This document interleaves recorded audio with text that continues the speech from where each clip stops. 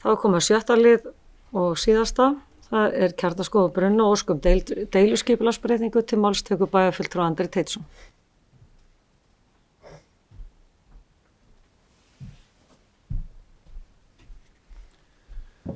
Forseti, ágætu bæjarfulltrúar, þetta liður 3 í fundargerð skipulagsráðs dagsetri 25. febrúar 2026.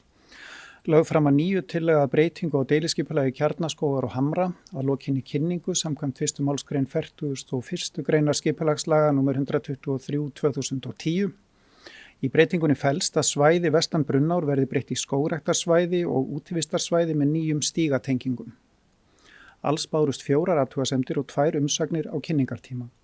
Lögð fram tillaga skipulagsfulltrúa að umsögn efni athugasemda og umsagna.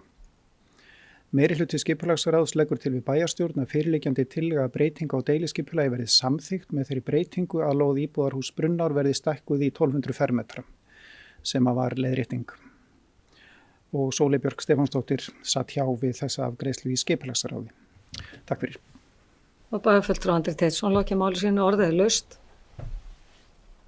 Sem ekki hefur hvað sér hljóst, þessi geta samþykkt breytinguna.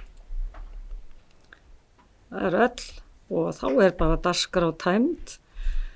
Eftir þetta fundargerðir lagði fram til kynningar, afgreiðslufundur byggingafulltrúa 20. og 27. febrúar, bæjarráð 19. og 26. febrúar, skipulagsráð frá 25. febrúar, umhverfis- og mannvirkjaráð frá 24. febrúar og velferðarráð frá 9. febrúar og hægt að nálgast allar þessar fundargerðir á heimasíðu bæjarins. Ég slít þá fundi 23 mínútur yfir 4 og þakka fyrir góðan fund.